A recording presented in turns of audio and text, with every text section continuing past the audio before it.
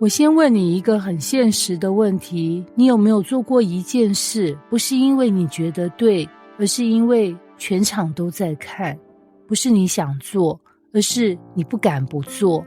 马太福音14章1到12节，就是一个被面子杀死的先知的故事。而更可怕的是，这不是古代悲剧，这每天都在发生。经文一开始就很诡异。那时分封的王希律听见耶稣的名声，就对臣仆说，这是施洗的约翰从死里复活，所以这些异能从他里面发出来。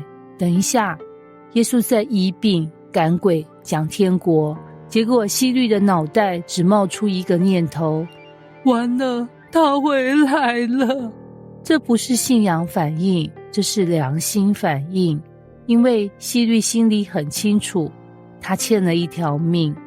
经文倒叙告诉我们原因。先前希律为他兄弟腓力的妻子希罗底的缘故，拿住约翰锁在监里。一句话翻译成白话，他乱伦，然后被约翰当众点出来。约翰说的是实话，你娶这妇人是不合理的。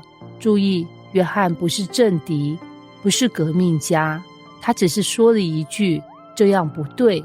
圣经接着说一句超人性的话，希律想要杀他，只是怕百姓，因为他们以约翰为先知。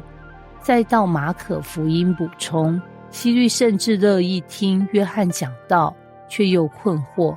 重点来了，他不是不知道谁是对的，他只是不想改。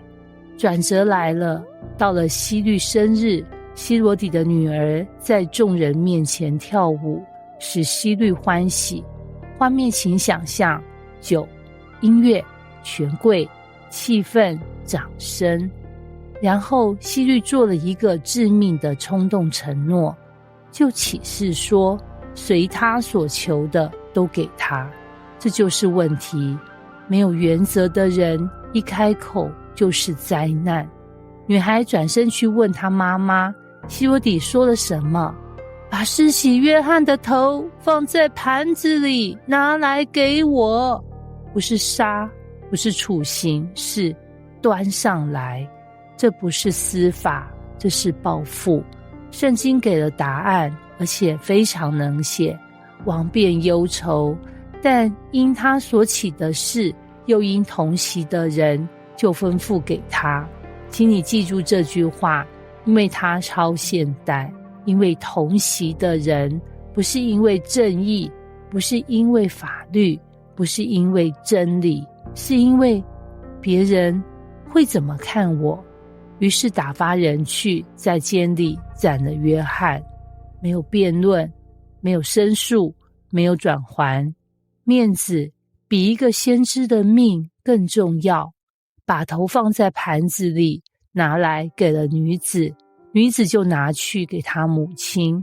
这一幕没有描述血腥，却比任何恐怖片都恐怖，因为这是权力加情欲加骄傲等于完美犯罪。约翰的门徒来，把尸首领去埋葬了，就去告诉耶稣。没有控诉，没有报复，只有把死亡交给耶稣。马太福音14章1到12节在揭露3件事：一，最危险的不是不知道真理；二，而是知道却选择沉默；三，最后连良心都杀掉。给今天世界的3个残酷提醒：权力若没有悔改，只会放大罪；面子一旦成为主宰，就会有人流血。真先知往往死在大家都知道他是对的时候。施洗约翰没有输，他输掉的是命，但赢了真理。真正输的人是希律，他活着却再也听不到真话。而问题是，当你今天做选择的时候，你在保护的是你的良心，还是你的面子？